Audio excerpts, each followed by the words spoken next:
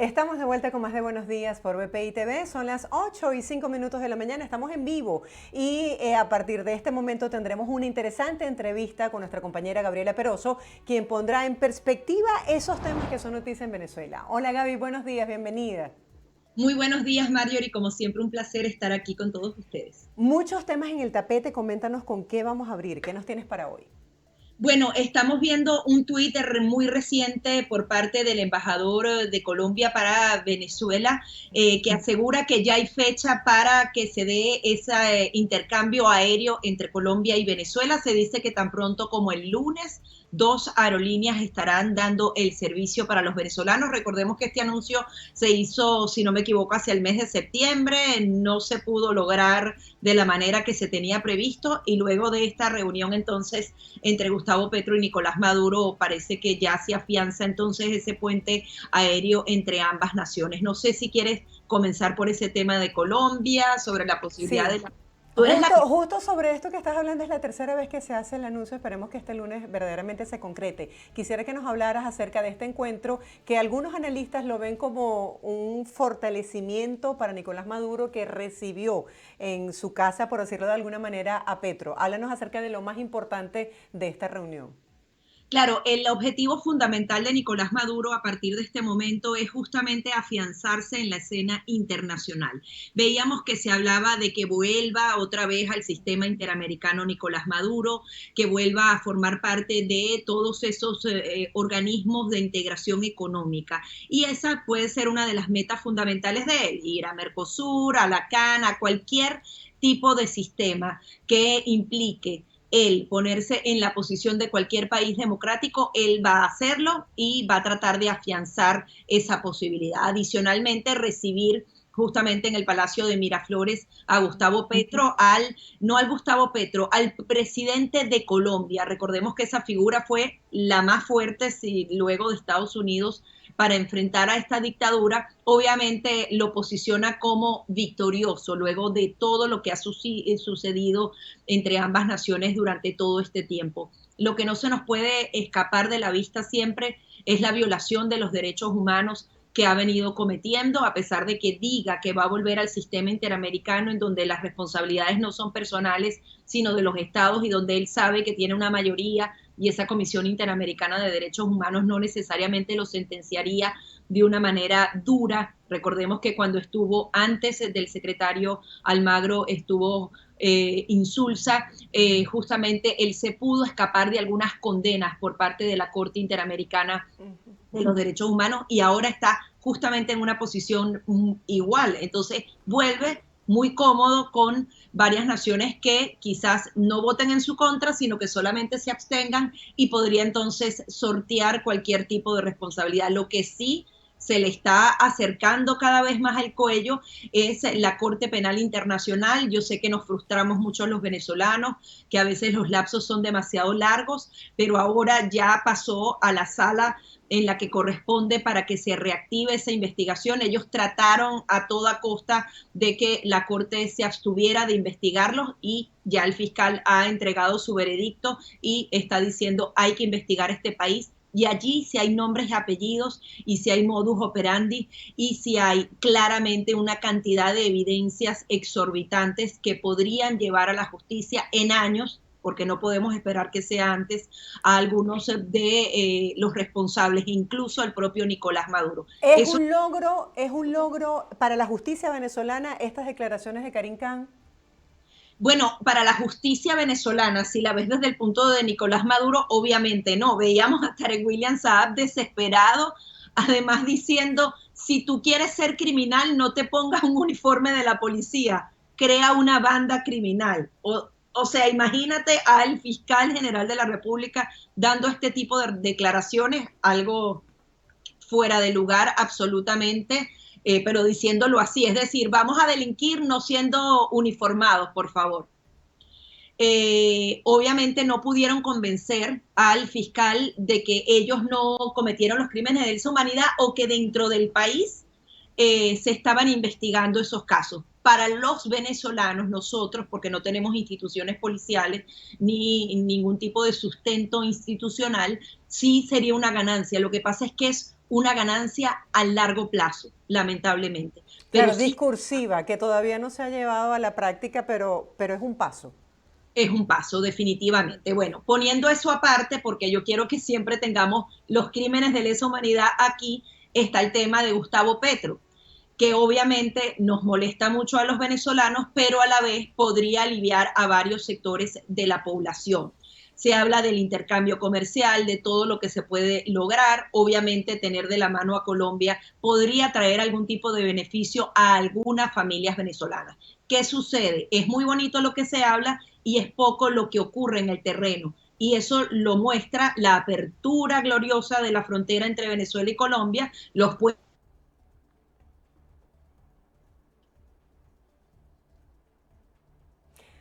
Estamos conversando con nuestra compañera Gabriela Peroso sobre temas que son noticia en Venezuela. Esta investigación que hace la Corte Penal Internacional sobre crímenes de lesa humanidad en Venezuela. También estamos hablando de la relación con Petro. Adelante, Gaby, ¿me escuchas? Ahora sí me oyen, sí, perdimos por un momento la comunicación, no sé qué pasó con Sí, el sí, internet. seguimos Ah, escuchándote acerca de este encuentro de Petro con Maduro. Petro se atrevió a decir que estaba como muy decepcionado con el resultado desde el punto de vista de las expectativas comerciales que se tenían con esta reapertura fronteriza y además habló acerca de las mafias que operan en esta frontera común. Claro, Marjorie, porque sencillamente se dio la gloriosa apertura de los puentes están plenamente abiertos y por dónde sigue pasando el comercio a través del contrabando en al menos 60 pasos ilegales que se construyeron durante estos últimos años de desconexión con Colombia. Y adicionalmente, ¿quién sigue controlando la frontera? Lamentablemente los grupos irregulares. La única manera de que la frontera realmente sea abierta como un comercio que genere impuestos, que genere una prosperidad legal para ambas naciones, es que haya un control militar de ambas naciones en esa frontera. Y de eso estaríamos hablando de una militarización, porque si no del resto, esos 60 pasos irregulares van a seguir controlados por la guerrilla, por funcionarios militares y policiales de ambas naciones que están metidos en las mafias, porque hay que decirlo, y no va a haber tal frontera e intercambio comercial. De Venezuela hablan de miles de millones de dólares, en Colombia hablan de 5.000 millones de dólares ese intercambio comercial. No es posible si no hay servicios públicos, porque adicionalmente no tienen a veces ni agua ni luz. Imagínate cómo hables un comercio si no tienes ni agua ni luz, y mucho menos si no hay seguridad y siguen cobrando esos impuestos que deberían cobrar ambas naciones, lo cobran personas irregulares. Aquí Gustavo Petro y Nicolás Maduro se necesitan mutuamente, van a ver cómo arreglan lo de la frontera, pero ya vieron que no es nada sencillo y nosotros lo habíamos dicho aquí en Buenos Días a través de BPI TV, que esa frontera no estaba en manos de las fuerzas de seguridad de ninguna de estas dos naciones. Y si no lo controla, sencillamente el intercambio comercial como tal no se va a dar. Hablaron de justamente esa relación que va a ser mutua y yo creo que ambos se van a utilizar para el tema de las negociaciones. A Gustavo Petro le convendría mucho en el escenario internacional ser uno de los garantes de lo que sería la mesa de negociación y acuerdo entre la oposición venezolana y Nicolás Maduro para alcanzar esas elecciones libres y justas, y necesita Nicolás Maduro como garante de paz, que ya lo hemos profundizado y mejor ni hablar nuevamente de eso, en el tema de la negociación con la guerrilla colombiana. Los dos se favorecerían mutuamente de esta relación y veremos qué pasa, porque ahora Brasil, lo que venimos anunciando, ocurrió definitivamente. Dicen que Lula va a ser un poco más moderado, pero lo que sí va a pasar es que la férrea enfrentamiento a Nicolás Maduro ya no va a ocurrir así, porque Brasil y Colombia, que son las dos economías más poderosas, y sumamos a México, que fue hasta el vocero de Nicolás Maduro ante la Cumbre de las Américas, ahora están de su lado y por tanto condenas como tal efectivas a las dictaduras de Cuba, Nicaragua y Venezuela no podemos esperar en el corto plazo. Ahora, Lo que Gaby, otro tema interesante también tiene que ver con la mesa de negociación. Se habla de que posiblemente se puedan reunir este fin de semana. ¿Qué te han dicho tus fuentes? Sí, bueno, La Voz de América, específicamente Ujú. Celia Mendoza, corresponsal, ella tiene muy buenas relaciones porque ella vivió y estuvo cubriendo todo el diálogo cuando se hizo. Esto es la cuarta, quinta vez, ella las ha cubierto y me imagino que su contacto es por el lado de Noruega, que sería uno de los garantes de esta mesa, sería este fin de semana. No sabemos si va a ser México, yo creo que Gustavo Petro quiere ocupar un lugar particular en esta negociación. Lo cierto es que debería pasar. ¿Qué pasa? Las elecciones de medio término ya son este martes. Pareciera algo ajeno para los venezolanos, pero no es así. ¿Quién es el actor fundamental en esas negociaciones? Estados Unidos. Estados Unidos desde marzo visitó Venezuela, hubo una contundente respuesta no solo del Partido Republicano, sino del Demócrata con el tema de negociar por petróleo con una dictadura y esto le valió algunos puntos en Florida o dentro de los hispanos, porque no solamente reaccionan los venezolanos, sino también los cubanos y de otras nacionalidades donde dicen, esta administración negocia con dictadores. Ellos bajaron el volumen, pero yo creo que después de esas elecciones de medio término, lo que viene es lo que ya se ha venido avanzando y ya han venido hablando.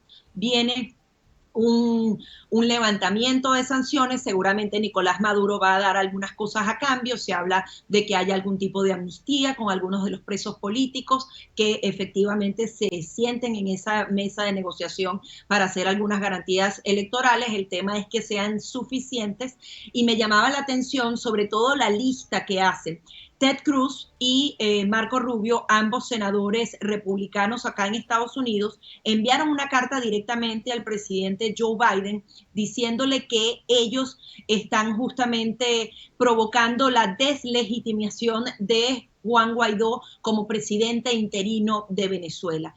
Recordemos que se dice que ya en enero ese interinato finalizaría, pero bueno, le están haciendo el reclamo específico a Joe Biden y me llamaba la atención una lista de cosas que ellos enumeran y que podrían ocurrir luego de esas elecciones de medio término. Justamente hablan de la posibilidad de liberar de cualquier manera, no sabemos si a través de la vía diplomática, a Alex Saab, que es el principal testaferro de Maduro y quien está detenido acá en Estados Unidos, que se le quiten las sanciones a PDVSA y a todas las empresas relacionadas al tema petrolero, que también se facilite que Nicolás Maduro pueda echar mano a todos los recursos que están congelados acá en Estados Unidos. Luego también que se quiten algunas sanciones personales a los funcionarios de Nicolás Maduro, que también se quiten las sanciones al Banco Central de Venezuela y al Bandes, que se remuevan también las sanciones a la CBG, a todo lo que tenía que ver con las empresas básicas de Venezuela y justamente que el gobierno interino quede completamente excluido con una negociación con Nicolás Maduro. Cuando tú ves esta enumeración dices, wow, todo esto podría pasar. Me parece una alerta importante que hacen ambos senadores. Yo creo que en el Congreso de Estados Unidos hay quienes dicen van a ganar los republicanos y se va a volver a poner dura la política con Estados Unidos. Lamentablemente, aquí en Estados Unidos la situación es tan compleja que no creo que ni el Senado ni la Cámara de Representantes de Estados Unidos pueda atender particularmente la situación de Venezuela. Y por tanto, la administración de Joe Biden va a seguir con sus planes y los planes, por lo que vemos, son justamente un acercamiento mucho más grande con Maduro, quizás con intervención de la plataforma unitaria, buscando esas elecciones, pero al fin de cuentas, parte de todo lo que enumeran aquí podría ocurrir en las próximas horas y se trata entonces de una nueva visión a Estados Unidos. Otra Gaby, alerta que quería hacer, Marjorie, hay personas que se encuentran en la frontera y dicen voy a esperar hasta que pasen las elecciones porque seguramente si gana los republicanos, o sea, tienen esperanza en las elecciones de medio término de que eso pueda cambiar la política migratoria de Estados Unidos. No es justamente varias personas piensan que después de estas elecciones de medio término, el interés por Venezuela va a bajar. ¿Qué piensas tú? totalmente, es que es eso. Las elecciones de medio término, Joe Biden tiene que proteger sus votos aquí, los votos hispanos. Y cada vez que él se acerca mucho a Nicolás Maduro, hay una reacción muy contundente y eso le quita votos. Cuando pasen las elecciones, él tiene 2 años de periodo de gracia hasta el 2024, cuando vienen nuevas elecciones, para cometer, o sea, para poder hacer su política hacia Venezuela. Y su política hacia Venezuela, la que han dibujado hasta ahora, a través de Juan González y los demás funcionarios de la Casa Blanca y el Departamento de Estado, es aliviar las sanciones y buscar a través del entendimiento algún tipo de beneficio por parte de Nicolás Maduro para esas elecciones. Eso va a suceder y el Congreso de Estados Unidos va a estar tan ocupado que no necesariamente van a poder hacer algo. En el tema migratorio tomaron una decisión súper dura, que también le puede haber valido algunos votos acá en Estados Unidos porque le cerraron las puertas a los venezolanos, pero no creo que eso vaya a mejorar. Más bien, después de estas elecciones de medio término, la administración de Joe Biden no solamente tiene que cerrar esa frontera para los venezolanos, sino para una cantidad de otros personas que están cruzando esa frontera de manera irregular, porque no se puede sostener en el tiempo que lleguen 4 millones de personas en apenas 2 años a esta nación. Ellos van a tener que tomar algunas acciones contundentes, algunas que fueron tomadas en la administración anterior y que tuvieron que utilizar con los venezolanos, que incluso han sido reprimidos con gas pimienta y utilizando algunas bombas, balas de goma. Hay quienes dicen, no, imagínate, pobrecitos, yo entiendo, pero si ellos estaban ya agrediendo a la patrulla fronterizo, hay un herido, le tiraron piedras a los policías, eso no puede suceder. O sea, una nación no puede permitir que un grupo de ciudadanos que no pertenecen a esta nación vengan y agredan a agentes de la policía. Entonces es una situación muy difícil la que se vive en la frontera. De ganar una u otra tendencia política, ¿qué pasaría con los migrantes venezolanos? De hecho, esta semana una nueva caravana sale rumbo aquí a Estados Unidos. Como tú dices, hay mucha incertidumbre en la población pensando que puedan eliminar la vigencia del título 42 y que de alguna manera se pueda establecer un corredor humanitario, se puedan establecer visas humanitarias para entrar aquí. Mira, los pronósticos de las elecciones es que el Partido Republicano se va a hacer con la Cámara de Representantes, van a ser mayoría de la Cámara de Representantes y en el Senado es muy probable que también sea así. La política de los republicanos justamente es mucho más de control en la frontera. Ellos apoyan el título 42 y es gracioso porque ese título 42 fue aplicado por Donald Trump y el Quédate en México fue aplicado por Donald Trump. Los demócratas condenaron todas esas políticas y finalmente las están utilizando en el presente porque no hay manera de controlarlo de otra manera, no tienen otra herramienta en este momento para hacerlo. Si los republicanos ganan, es muy poco probable que eso más bien se revierta, es decir, más bien puede ser aún más fuerte para tratar de controlar el flujo irregular de la frontera. Es decir, si se espera algún tipo de política, más bien va a ser más dura aún con respecto a los venezolanos, porque hemos visto la posición de los republicanos, dicen, yo voy a seguir ayudando a los venezolanos, voy a seguir siendo muy abierto, apoyaron medidas justamente para dar legalidad a los venezolanos aquí, pero no van a seguir permitiendo que otros sigan llegando de manera irregular. Así que estas elecciones de medio término podrían endurecer el tema migratorio y como ya se acaba la tensión con respecto al voto hispano, la administración de Joe Biden podría avanzar mucho más en un plan de ayuda humanitaria, de levantamiento de sanciones y que, bueno, por lo menos podría traer la amnistía a algunos venezolanos.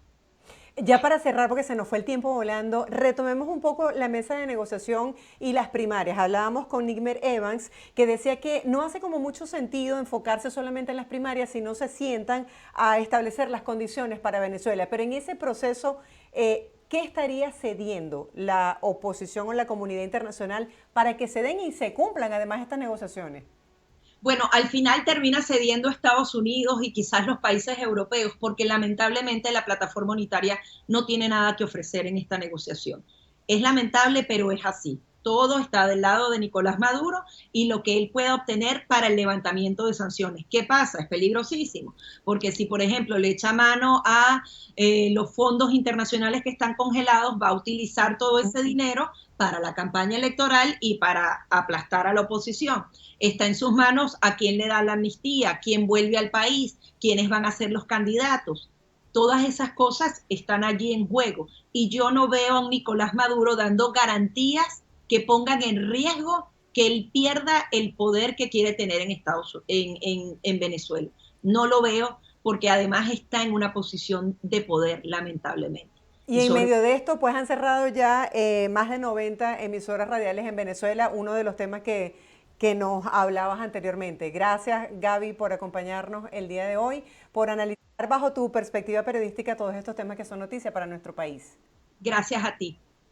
Nosotros hacemos una breve pausa, ya volvemos con más de Buenos Días por BPI TV, no se aparte.